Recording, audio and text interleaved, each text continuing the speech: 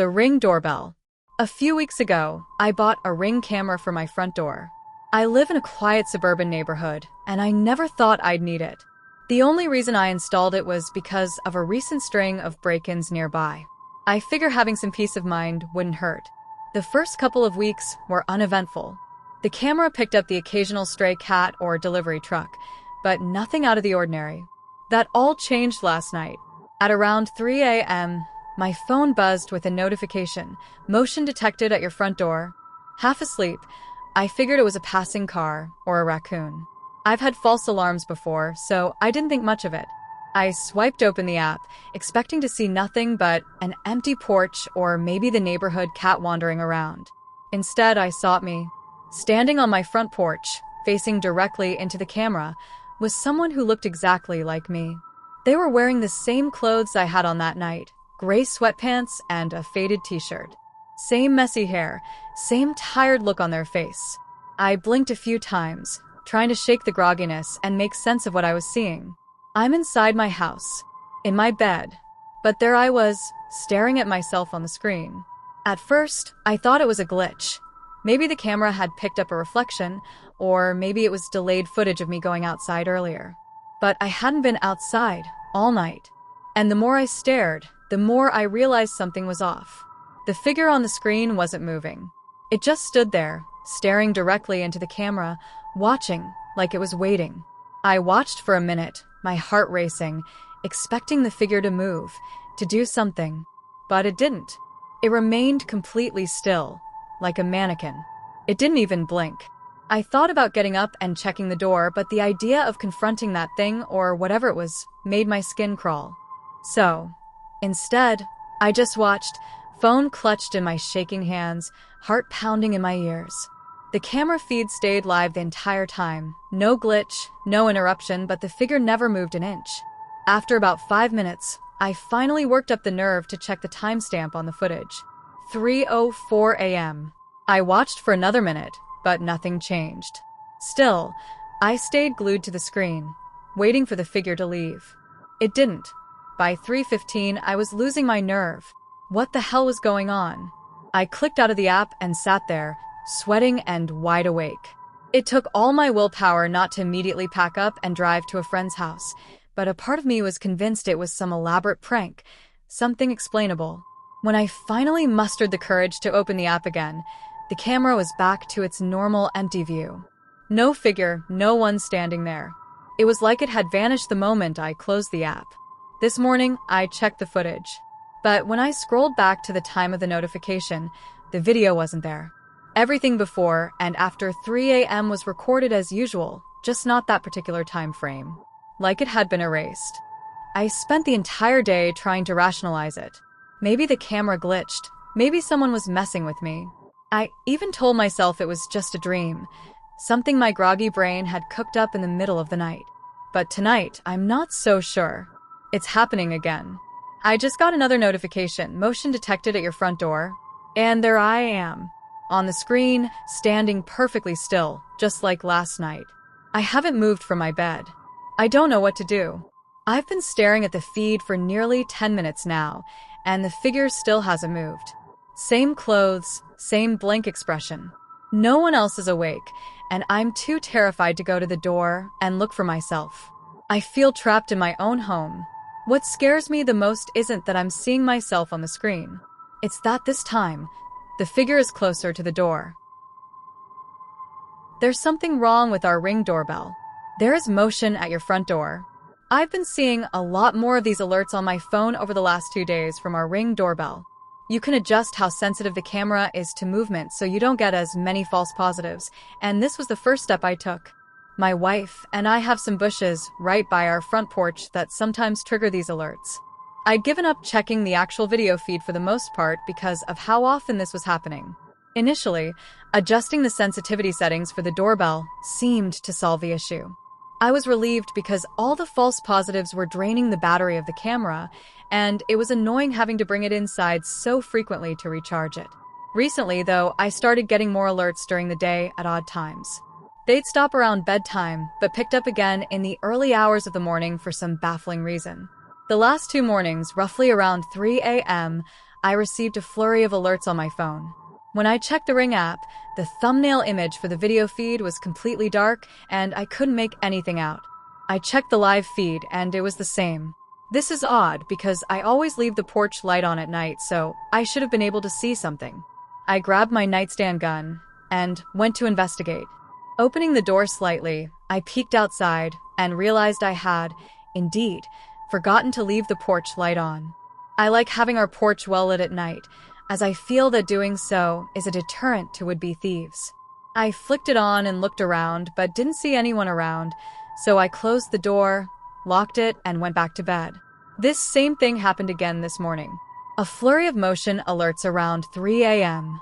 Even in my groggy state, I am self-aware enough to acknowledge how incredibly forgetful I am. I'm the guy who spends 10 minutes looking for the TV remote only to realize it has been in his hand the whole time. I rolled my eyes at myself, figuring I forgot to turn on the porch light again. To be safe, though, I clicked one of the alerts on my phone and was immediately startled by the thumbnail image the app presented to me. Staring back at me was a dark, blurry close-up image of a man's face. It filled the entire thumbnail, so his face must have been almost right up against the camera. As I processed what I was seeing, I noticed a couple of other details about the man's face. Even with the poor lighting, I could see enough of his face to tell that his eyes were very far apart. So much so that it bordered on unnatural. He also had the widest grin I've ever seen a person have, with way more teeth than I would have thought humanly possible. I was so unnerved by this that, even with my nightstand gun, I did not want to confront this guy. I clicked on the thumbnail in order to bring up the live feed, but the man appeared to be gone. I still couldn't make out much more of the image, though, so I hesitated for a moment, trying to decide whether to phone the police to be on the safe side or check things out myself. I like to err on the safe side, so I started to get up in order to step into the other room to phone the police, so as not to wake my wife. She's a light sleeper, so the slight commotion woke her anyway, and she groggily asked me what I was doing. Not wanting to worry her, I simply said that I couldn't sleep, had remembered that I left the porch light off, and that I just wanted to go turn it on. There was a pause, and what she said next made the color drain from my face. As she turned over to go back to sleep, she mumbled, "While you're at it, can you make sure to put the doorbell back up outside?" I brought it in the other day to let it charge, and forgot to put it back up. I felt sick as her words sank in. The odd timing of the motion alerts during the day had been the camera picking up our own movements as the device sat charging on the kitchen counter. But the ones in the early hours of the morning, that face staring into the camera, those had also been recorded inside our home. Another alert startled me out of me shock. There is motion at your front door. The doorbell only rings at 3 a.m. I never believed those horror stories that circulate the internet. I always thought they were made up to scare gullible people. But after what happened last week, I'm starting to question everything. I live alone in a small apartment on the 3rd floor of an old building. It's a quiet place, with discreet neighbors and a doorbell that almost never rings, until that night. It was 3 a.m. when the sound of the doorbell echoed through my apartment. I woke up startled, my heart racing. Who would ring the doorbell at this hour? I got up cautiously, trying not to make a sound. I peered through the peephole, but the hallway was empty. Maybe it was just a prank. I went back to bed, but sleep didn't come. I lay there staring at the ceiling, feeling that heavy silence that only exists in the dead of night. That's when the doorbell rang again. This time, I got up more quickly. I looked through the peephole again, and, once more, there was no one. But something felt different. The hallway seemed darker than usual, as if the lights had gone out. Even so, I decided to open the door. Maybe it was a neighbor in trouble. When I opened the door, the hallway was completely empty. Just silence and darkness. But something caught my attention, a folded note on the floor. I picked it up and went back inside, locking the door behind me. The note read, "Do not open the door next time." My blood ran cold. Who had left that note? And how did they know I had opened the door? I looked through the peephole again, but the hallway remained empty. I went to the kitchen to try to calm myself, and that's when I heard it. 3 loud knocks on the door. Not the doorbell this time, but firm, deliberate knocks. I went back to the door, trembling, and looked through the peephole once again. The hallway was still empty, but I could clearly hear the sound of footsteps pacing back and forth, right in front of my apartment. I stood there, frozen, the note still in my hand, until the knocking stopped. Finally, after a long silence, I worked up the courage to go back to bed. But sleep never came, and I spent the rest of the night staring at the door, waiting for something to happen. The next night, it happened again. At 3 a.m., the doorbell rang. This time, I didn't open the door. I just looked through the peephole, and once again, no one was there. But when I looked down, another note was on the floor. It read, "Good choice. But don't look through the peephole tomorrow. Tonight is the third night. It's already 2:45 a.m., and fear is eating me alive. I've decided I won't look through the peephole. I'll just stay in my room and wait for it to pass." When the clock hit 3, I heard the sound I dreaded. The doorbell rang. My heart was racing, but I held my ground. I ignored it. After a few minutes of silence, I heard footsteps followed by 3 knocks on the door, and then a different sound. It was like metal scraping against the floor, moving slowly back and forth. I closed my eyes, trembling, but then I heard something else. It was my own voice. Someone outside was whispering, "Open the door." "It's me." My body froze.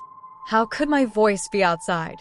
I didn't respond, but the whisper continued, insistent, as if it knew what I was thinking. "If you don't open it, I'll have to come in another way."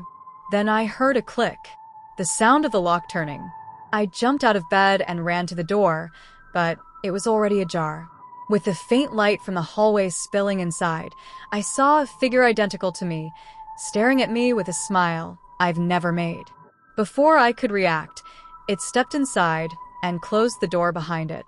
The last thing I heard was the doorbell ringing again, but this time from inside. My doorbell camera caught something very disturbing. I had a doorbell camera installed after a string of package robberies and burglaries occurred in my town.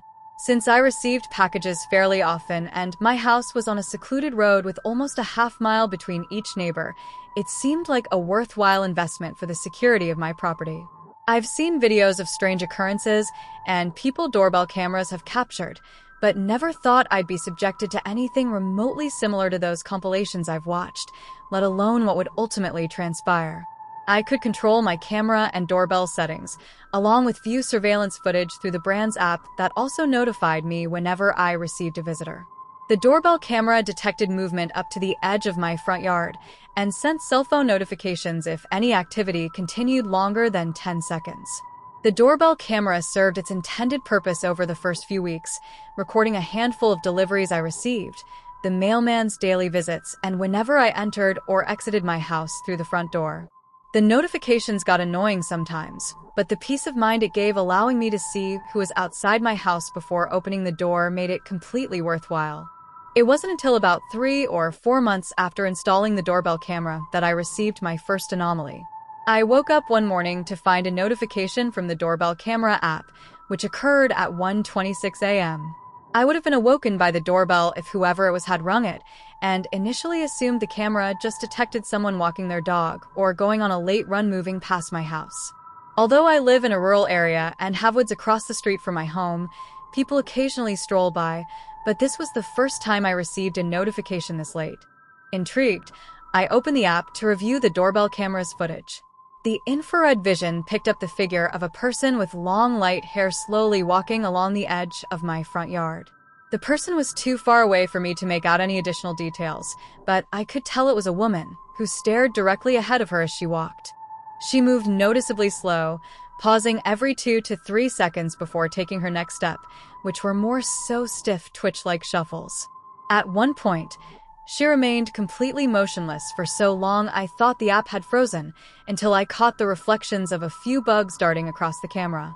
3 minutes into the video, the woman was no more than a fifth across the section of street in front of my yard. My eyes widened when I glanced at the video's time, which read 23 minutes and 48 seconds. I was already getting unsettled by the footage and slowly dragged my finger across the track to expedite the video.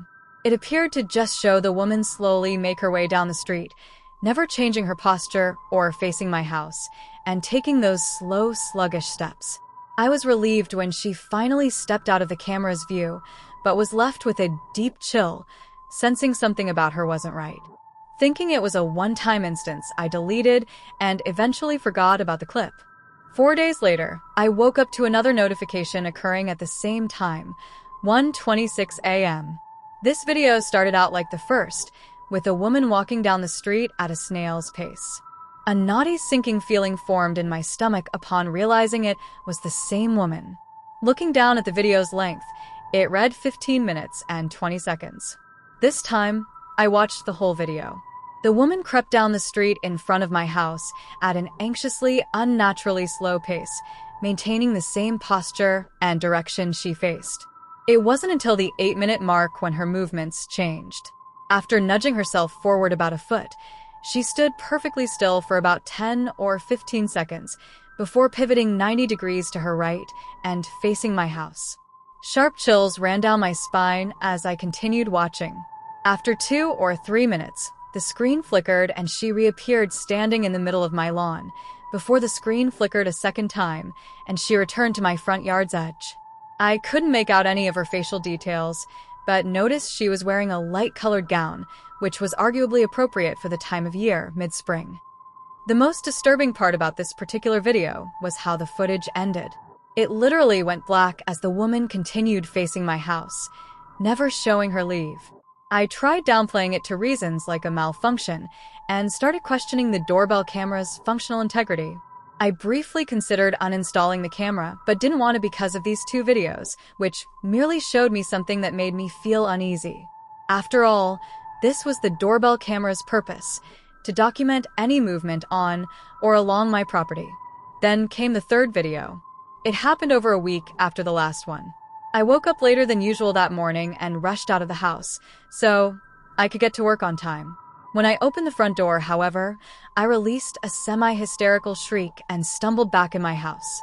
The area of my front porch around the door contained large patches of bloody smears and splatter marks, small chunks of skin, and what appeared to be red fleshy meat, along with a set of red bloody footprints that started at my front door and moved down the stairs, before disappearing on my lawn. I was about to call the police when I saw the doorbell camera app's notification. I felt nauseous upon reading the time, 1:26 a.m., and struggled to control my trembling hands as I reluctantly played the accompanying footage. The video started just like the other 2, with the same light-haired woman walking down the street in front of my house at that painstakingly lethargic snail-like pace. I noticed this video was considerably shorter, lasting only 8 minutes and 9 seconds. The woman crept about a quarter across my front yard, before abruptly facing my house. I grew queasy when she did this, getting swiftly consumed by a smothering sense of dread. She stood motionlessly for about a minute before she began moving forward toward my house. My heart started racing as she made these slow, approximate strides, zeroing in on my front porch and appearing to lock eyes on the doorbell camera. I was about to stop watching and delete the footage until the woman came close enough where I started making out her physical details. She seemed no taller than 5 feet and 8 or 9 inches, was noticeably frail, and looked to be in her early mid-30s. Her skin was wrinkled and blotchy, looking like she hadn't bathed in days and endured constant exposure to the elements. The black and white infrared made it difficult to accurately determine, but the woman's hair looked blonde or bright red. Her hair was bristled and knotty, complementing the light blue or gray gown she wore, which was littered with wrinkles, tears, and stains of different tones and shapes. Her small, round face looked withered and thin, like it aged significantly more than the rest of her body. Her sunken eyes were surrounded by darkened circles and contained a sinister, yet blank, emotionless expression, almost giving off somewhat of a dismal aura. Feeling like she was physically walking up to me as I watched the footage, my whole body shook while the woman walked across my front lawn. I gasped when she reached the foot of my porch stairs and noticed she was holding something in her left hand. A large knife. Unable to look away from my phone, the footage showed her ascend my front porch stairs one at a time, firmly planting both feet on each step before moving on to the next one. When the woman finally stepped onto my front porch, she stood close enough where she was 2 or 3 steps from the front door, but far enough where her entire body was within the camera's frame. I still get squeamish whenever I think about the next part of that video. At first, the woman didn't move from her spot and lightly swayed in somewhat of a circular motion. She was staring directly into the camera and appeared to be subtly mumbling something the audio couldn't capture. This continued for another 80 or 90 seconds. My heart leapt when she slowly lifted the knife, pressed the tip into her forehead, and slowly dragged it down her face. My widened, fear-stricken eyes watched in sheer terror and disbelief as the blade sliced open her skin, blood instantly streaking down the woman's face and onto her gown. The knife's tip appeared to sink nearly an inch into her skin when it finally halted at her chin, after which she pulled it out, pressed it against another part of her forehead, and repeated the same motion. Seeming totally unaffected by her self-mutilation, the woman continued staring blankly into the camera, her second cut slicing deeper than the first. She repeated this process 5 times in total, until she brandished 5 deep linear slices that practically obscured the rest of her facial features. At this point, I was so frightened by the footage that tears were streaking down my eyes, and I fought with every urge in my body to abstain from succumbing to an outright panic attack. After slicing up her face, she took the knife and, in 2 swift motions, stuck the blade 1 to 2 inches in each of her sockets, gauging both eyes out and shaking them off the blade.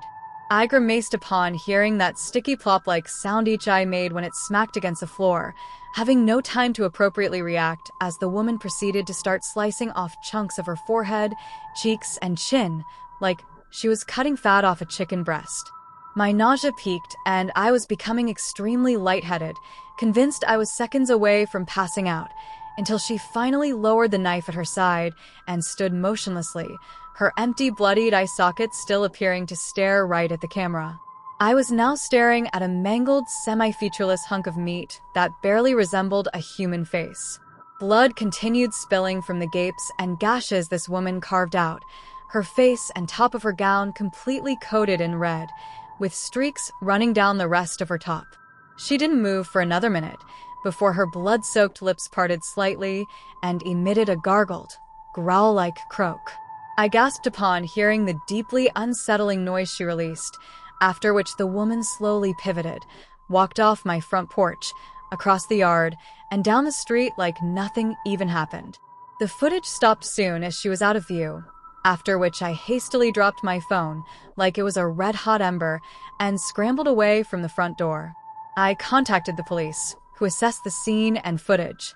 While the investigators seemed unsettled, she showed no empathy whatsoever and said there wasn't much they could do as of right now, but would reach out with any updates. They did give me contact information to a cleanup crew that would expunge the bloody mess on my front porch, who I called to set up an appointment. The police gave me no peace of mind, and I booked myself a room for a couple of days, having no desire to be anywhere near my house until the cleaning crew arrived. Despite everything that happened, I decided to keep the doorbell camera, figuring it was still better to know what lurked outside that I couldn't physically see. The incident did make me utterly terrified of checking my phone, fearing I would wake up to another 1:26 a.m. notification. The cleaning crew did their job without incident, which I was very satisfied with since they left no trace of the morbid scene I nearly walked into that fateful morning. Days turned into weeks, and although I managed to get on with my life, that looming anticipatory dread tied to the incident stuck with me.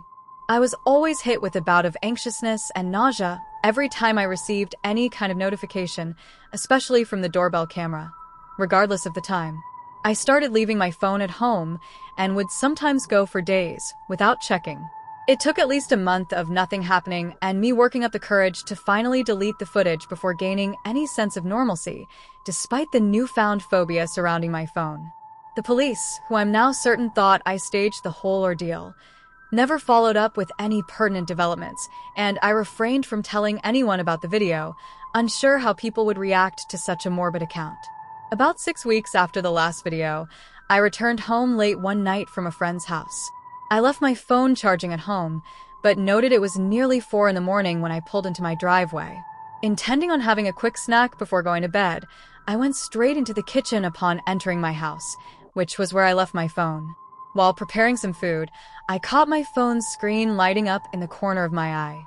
Detaching it from the charger, I scrolled through the notifications I had, which consisted of a few missed calls, text messages, social media notifications, and one from the Doorbell camera app.